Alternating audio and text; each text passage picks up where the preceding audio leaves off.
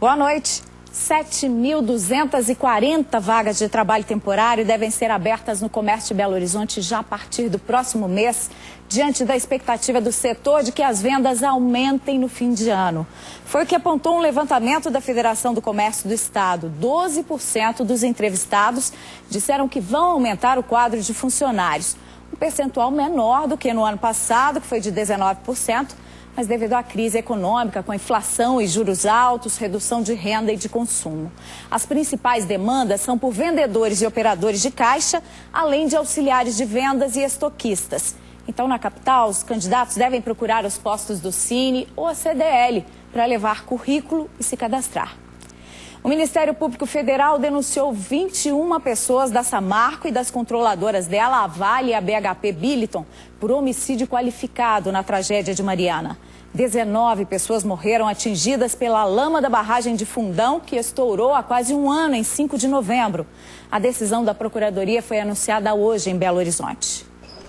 Entre os responsabilizados pelas 19 mortes na tragédia estão o presidente afastado da Samarco, Ricardo Vescovi, e o diretor de operações da empresa, Kleber Luiz de Mendonça Terra. Há também representantes da Vale e da BHP Billiton, donas da Samarco. A denúncia é por homicídio com dolo eventual, ou seja, quando se assume o risco de matar.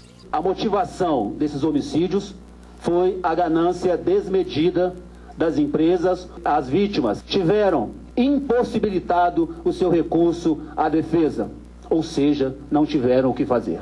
Os denunciados e as empresas também vão responder por 12 tipos de crimes ambientais. O Ministério Público Federal pretende, com essa denúncia, fazer justiça às famílias das 19 vítimas de homicídio, às vítimas das lesões corporais, as pessoas que perderam seus bens. O Ministério Público denunciou ainda a empresa Vogue BR e o engenheiro responsável por apresentar laudo ambiental falso ao declarar a estabilidade da barragem. Em 5 de novembro do ano passado, a estrutura se rompeu, provocando destruição e prejuízos à fauna, à flora e a comunidades ao longo da bacia do Rio Doce. A lama chegou ao oceano, no Espírito Santo. De acordo com a Força Tarefa, os denunciados sabiam dos riscos, já que problemas como trincas, que sinalizavam um pré-rompimento, haviam sido identificados mais de um ano antes. Mesmo assim, a barragem continuou em operação.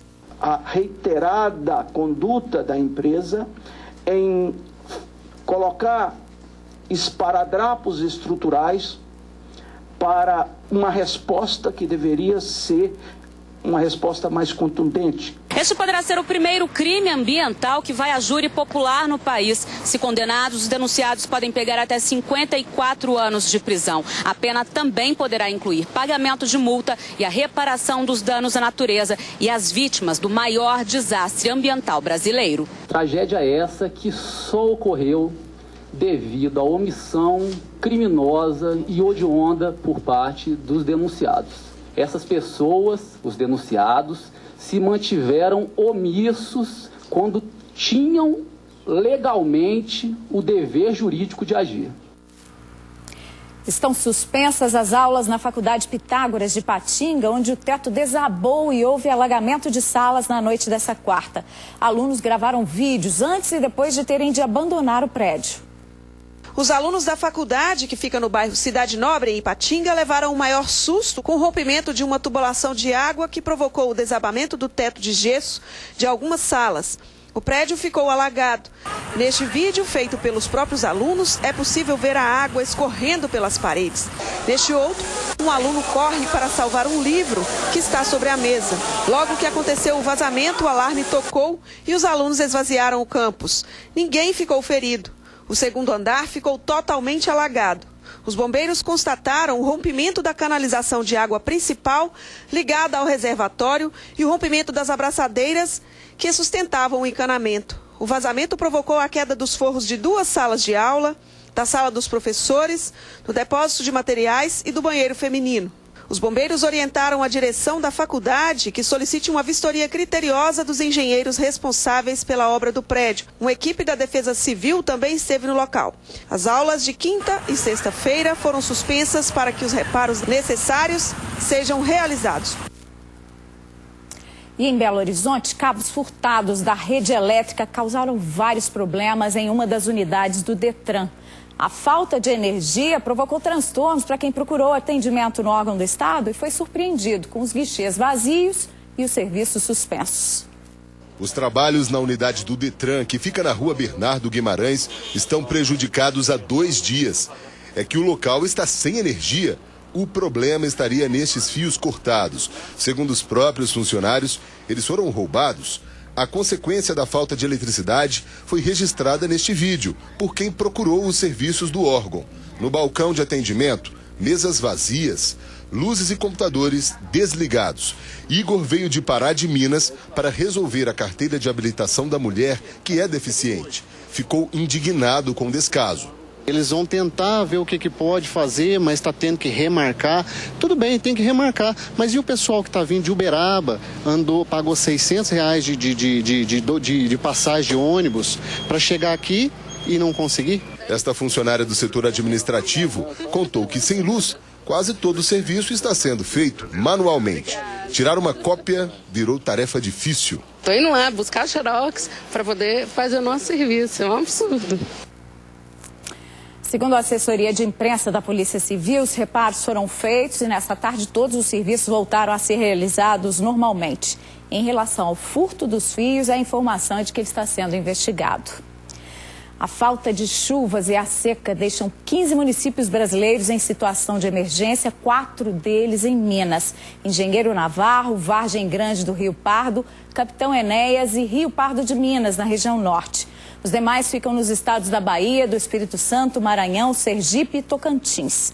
O decreto de emergência, reconhecido pelo Ministério da Integração Nacional, garante às cidades o apoio federal para agilizar ações de enfrentamento ao período de escassez de água.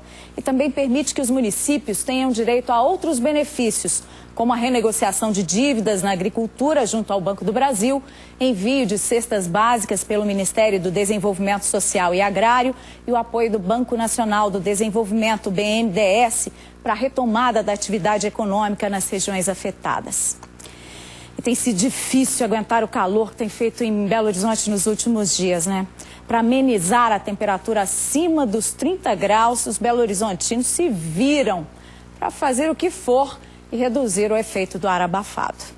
Sol forte daqueles de rachar mamona. Com esse raio solar do jeito que tá aí, se não puser proteção aqui, ninguém aguenta não. A temperatura alta deixa todo mundo que pode assim, bem à vontade. Camiseta e boné são itens quase obrigatórios nesses dias de primavera com jeito de verão. A gente sai 8 horas para caminhar, é 7. Corresponde a 7 horas. Né? Então, quer dizer, a gente tem que sair 6 horas da manhã.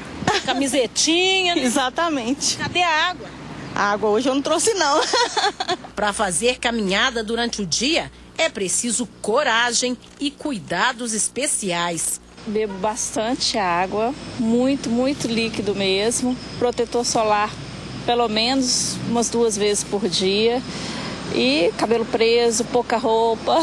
De acordo com os aparelhos do Instituto de Meteorologia, as temperaturas estão acima da média de 30 graus desde o último fim de semana. O pico foi de 35 nesta quarta. A animação mostra as nuvens registradas por satélites. A onda de calor ocupa a maior parte do mapa. Os pontos vermelhos mostram possibilidade pequena de chuva. E a umidade relativa do ar também é baixa. Esse comportamento se deve à intensificação de uma massa de ar seco sobre a região central do país como um todo, que é comum nesta época de primavera, e, consequentemente, os picos de temperaturas máximas no estado de Minas Gerais como um todo ocorrem nesta época do ano.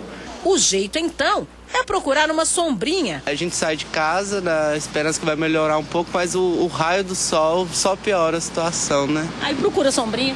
Aí senta um pouco na sombra para passar, principalmente quando a gente tá com criança, né?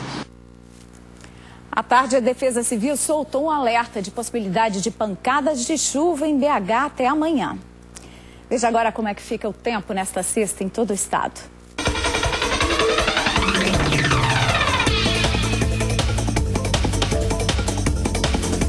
tempo fica instável e com possibilidade de chuva e trovoadas na zona da Mata, Campo das Vertentes, no sul, oeste e Triângulo. Nas outras regiões do estado, há possibilidade de chuvas em áreas isoladas. Na capital, mínima de 20 e máxima de 32 graus. As temperaturas vão dos 21 aos 35 em Formoso, dos 25 aos 36 graus em Comendador Gomes. Em Arcos, a temperatura oscila entre os 18 e os 33 graus. E em Toledo, mínima de 18 e máxima de 27 graus. Atenção, motoristas, ela voltou. A lei que obriga a rodar de farol ligado de dia nas estradas e que estava suspensa por decisão judicial está valendo de novo. O Tribunal Regional Federal da Primeira Região de Brasília autorizou os agentes de trânsito a multarem quem não obedecer à regra, desde que a estrada esteja sinalizada. As placas devem mostrar aos condutores que o local é rodovia. O desembargador Carlos Moreira Alves entendeu que o problema está naquelas pistas onde não há clareza suficiente de que se trata de um ambiente rodoviário, principalmente em áreas urbanas, como a BR-356 e o anel rodoviário em Belo Horizonte. A Polícia Rodoviária Federal informou que foi notificada ontem dessa decisão e ainda hoje deve emitir uma orientação para os agentes sobre a conduta a ser adotada durante a fiscalização. Taxistas que trabalham no aeroporto de Confins protestaram hoje contra a liberação para motoristas do Uber atenderem no terminal. Uma liminar concedida pela Justiça garante a atuação do aplicativo em todo o estado. Os taxistas se concentraram em frente à cidade administrativa. Eles saíram pela MG10 rumo ao aeroporto internacional de Confins. O policiamento foi reforçado por lá. Os taxistas, a maioria de Confins, passaram fazendo um buzinaço para chamar a atenção dos passageiros. Algumas pessoas se posicionaram sobre a concorrência entre táxi e Uber. Deveria liberar para todo mundo. Eu acho que o Uber tem de vir mesmo, porque a concorrência tem que ser livre. Eu acho que tem que ser, os taxistas também tem que baixar os preços e o Uber tem que ser legalizado. Eu acho que viva o Uber. Depois de passarem pelo aeroporto, os taxistas pararam os veículos na MG10, bem na saída para Belo Horizonte. Os motoristas ocuparam 3 faixas e uma ficou liberada para os demais veículos. Eles protestam principalmente por causa de uma liminar do dia 21 de setembro que autoriza os motoristas do aplicativo a buscarem passageiros em Confins ou outra cidade do estado, sem sofrerem qualquer tipo de ação ou represália no trabalho. Mesmo sem a liminar, eles já atuavam. Mas agora, com essa liminar desse juiz, que a meu ver não poderia ter essa liminar, até mesmo pelo Tribunal de Justiça, deu a liberdade que o transporte, através desse aplicativo, possa estar fazendo aí a ilegalidade. A gente está tentando fazer essa manifestação, às vezes até para regulamentar, que cobre a mesma taxa da gente, que faça eles ficarem igual a gente, porque aí a gente vai bater de frente, a gente vai dar um preço melhor para o passageiro. Agora, olha que atrativo legal e charmoso para o turismo foi lançado hoje em BH. O Pampulha Retro Tour. É uma jardineira Chevrolet de 1957 que vai levar o público aos principais atrativos turísticos da região. Entre eles a Igrejinha de São Francisco de Assis, o Museu de Arte, a Casa do Baile e o Yacht Tênis Clube, que fazem parte do conjunto arquitetônico da Pampulha, agora patrimônio cultural da humanidade. O serviço vai funcionar aos sábados, domingos e feriados até dezembro deste ano. Os pontos de embarque e desembarque dos passageiros serão nos próprios pontos turísticos. O valor do ticket é de R$20 por pessoa. Dentro do ônibus, um guia vai apresentar a história e as curiosidades sobre toda a Pampulha. Uma corretora de imóveis que descobriu neste ano um câncer de mama resolveu fazer uma campanha para ajudar outras mulheres que lutam contra a doença. Ela conseguiu colaboradoras e doações de produtos de beleza para levantar o astral das pacientes de um hospital do SUS em Belo Horizonte, dando uma colorida no visual delas. Para a gente falar do projeto Amor à Vida, a gente precisa voltar um pouquinho no tempo. Lá em fevereiro, né? Quando a Kênia, que é a idealizadora desse projeto, descobriu que tinha câncer. Foi. Em fevereiro eu comecei o tratamento, foi um choque, né? A primeira coisa que me veio à cabeça foram minhas filhas. Tenho uma filha de 5 anos e uma de 11 anos, a minha família, os meus pais que já são idosos. O que me assustava muito é porque eu comecei a ter acesso a outras mulheres que não tinham condição de fazer o tratamento que eu estava fazendo, que eu faço pelo convênio. E essas mulheres estavam se tratando pelo SUS. E aí eu fui conhecendo uma nova realidade. Foi aí que você resolveu começar a mobilizar essas pessoas? Isso, eu comecei a mobilizar os meus amigos, né? Os meus amigos, os meus clientes. E aí tomou essa proporção abençoada que você está vendo aí. Ela viu a importância de estar usando uma maquiagem, como que isso colabora com o tratamento. Então eu vi o vídeo e resolvi ajudar. E vim aqui no hospital, nós arrecadamos doações de lápis, batom. A gente se sente mais amado, mais respeitado. Saber que as pessoas se importam. É sempre bom um agrado, é sempre bom você ganhar presente. Faz tanta diferença assim? Muita diferença para os pacientes. Quando tem igual esse evento que aconteceu, a gente está vendo como que para elas, se vocês estão percebendo aqui, como que para elas influencia.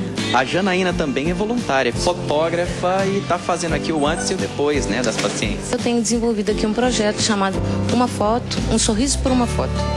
Então, a cada sorriso, eles recebem uma foto impressa em casa. A ação, que faz parte da programação do Outubro Rosa do Hospital São Francisco, vai se estender a outras 2 unidades de saúde cobertas pelo SUS. Eu falo que eu não estou ajudando, a gente não tá, é eles que estão nos ajudando, porque as histórias são lindas e dá vontade de viver, sabe? Para ver sorriso.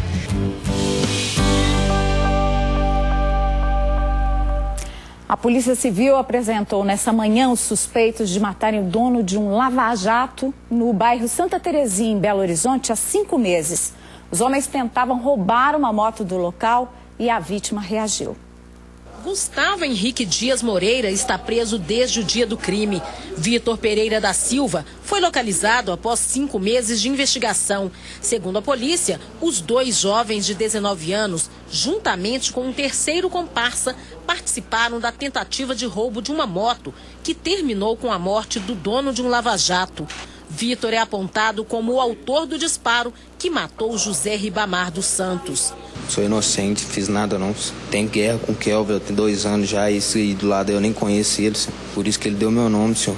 Kelvin Fernando Viana Gomes é este da foto. Ele foi baleado quando fugia e também acabou preso em flagrante. As investigações revelaram que o roubo foi frustrado. A vítima reagiu e houve um desentendimento entre os criminosos. No dia 27 de maio de 2016, 3 indivíduos chegaram no Lava Jato. O Kelvin e o Gustavo entraram no Lava Jato e o Vitor ficou do lado de fora.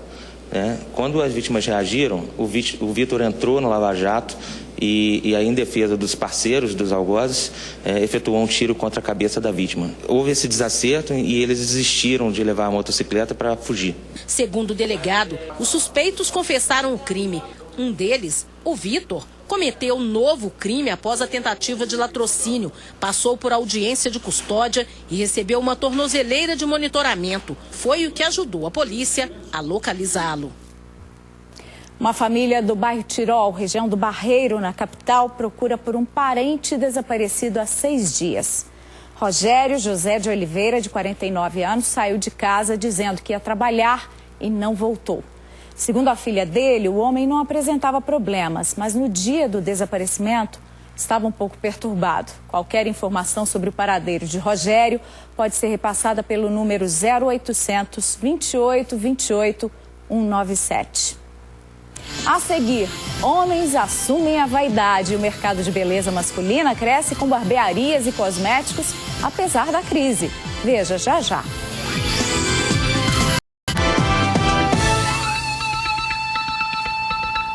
A vaidade masculina dribla a crise e faz o mercado de beleza crescer no país. Os homens brasileiros estão entre os primeiros do mundo que mais pagam por cosméticos e serviços em salões e barbearias.